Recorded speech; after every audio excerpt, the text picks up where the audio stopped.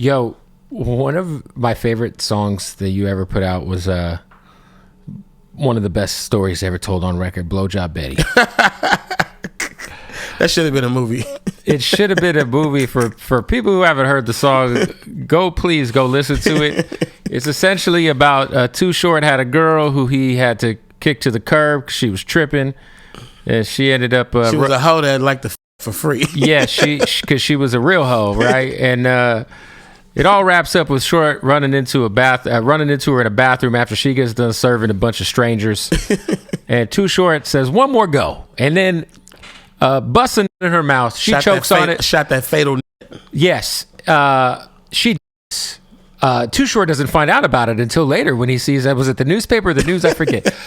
And it was on the news. A young girl just last night. She choked on sperm in her windpipe. Sorry to say, there's no suspect. I busted a nut and killed the. Anyway. You know what? When I wrote that song, please tell me yes. When I wrote that song. The first thing I wrote on the paper was I busted and killed the bitch. That's the first thing I wrote. I said, this is going to be the last thing I say in that song. And I wrote the song to catch up to that one line. That's so crazy. Yeah. Because you know where the ending's going. Yeah, I mean, I was like, I thought of that and I'm like, I got to do something with this.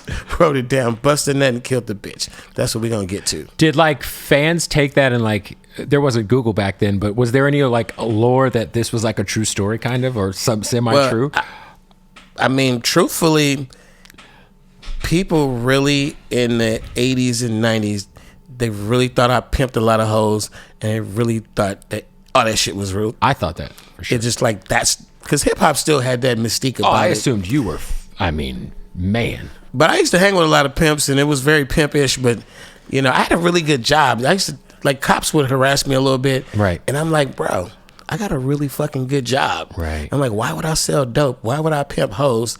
I get a fucking, $1 million check every fucking 6 months. What are you talking about? Yeah, plus you grow up in the Bay, so it's you're telling the story of a culture from a place that's very much pimps and hoes. Yeah, I was very fortunate enough to end up in Oakland, California, and a lot of Too Short is the story of Oakland. It's not the story of me.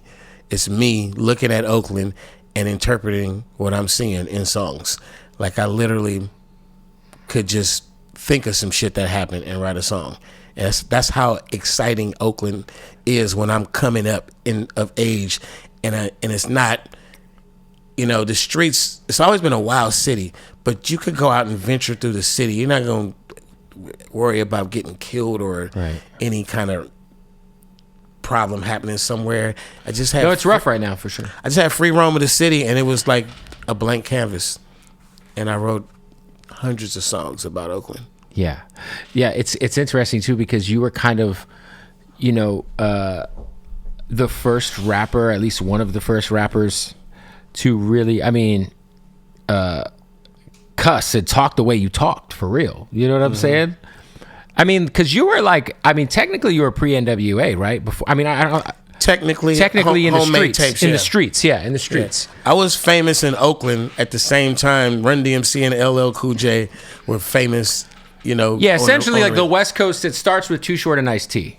Yeah. Right? Is that fair? Well, no, you got you remember you had LA was making a lot of dance music. It was I'm talking about just rappers that we would know. I got I got an Egyptian Lover and LA Dream Team, right. And, even when Dr. Dre and they were doing a up tempo thing. The World Class Wrecking Crew, yeah, they would. I was buying those records. I was still in high school, but I was a rapper. I was a pretty popular fucking rapper around the Bay at the same time. So Ice-T was one of the first rappers I met that was on, because he did breaking and he was doing a 6 a.m. and all that shit.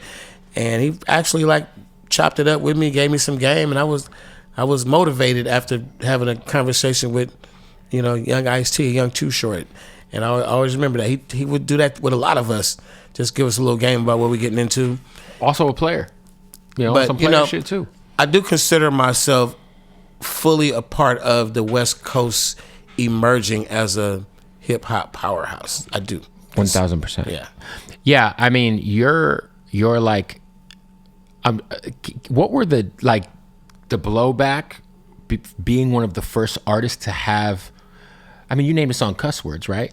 Like that's something that it's like, hey, we're cussing on songs. This is not of the norm per se. Like, yeah, the legitimate journalists who had all the attention because they were in the hip hop publications, right. And it could be fucking, I don't know. Everybody said this shit. There's like, this guy Too Short. He really can't rap, and he just curses, and basically, the album would come out and it would go platinum, and then I put another one out and they go, yeah, he's the music's mediocre. You don't think this style's gonna last too much longer, and then I had this big crazy record, another platinum. I'm talking about 5-6 platinums in a row, and the review is still coming out pretty mediocre. Can't really rap that good, and I'm like, stupid motherfucker, I'm rapping like this on purpose because people can hear what I'm saying and they feel it and they learn every word, and I'm spitting game and the bass is hella deep, and they like missing the whole point that we have all these different styles of rap. Yep. And you have these lyricists who the wordplay is infectious, and you fucking want to learn it and rap along with it. I even feel like though back then, like if we're talking like 87, 88, 89, it's like LL, you got Kane, you got Rakim, you got Rakim. But I always felt like your music was it resonated so clearly. Like you said, like you would say the flyest shit in the simplest way, where it'd be like, oh shit. But there were a lot of hip hop heads who were like 1 to 10. Okay, I just saw the Kool Mo D report card. I never even knew about it. Yes, back in the day, yeah. I got a C+. And I'm looking at his categories. I'm like, of course I would give me a C+. But he was missing categories like, how the fuck you just rock that crowd, right. Or how the fuck you make a song that motherfuckers in the hood love that don't need a radio station and right. shit. And if he could have seen the foresight to the future, it should have been a category on there called longevity, because I'd got an A+ in that motherfucker. And I just always knew, man. This is what I'm telling you. I always knew that I didn't want to be a lyricist. That I could easily put the words together right. And spit the flow, but that lane was taken, and I'm sitting there like I chose to represent this Oakland style of like pimp shit, street shit, and I'm like, that ain't the way people was talking. I'm gonna talk like the pimps talk on the song, and fucking like I would just my get back was always live in concert. I'm like, just get on the show. I never would be the headliner. Mostly I wouldn't be the headliner. We'd have these shows with like, 10 right. groups. And I'm like somewhere in the middle. And I'm just like, just watch.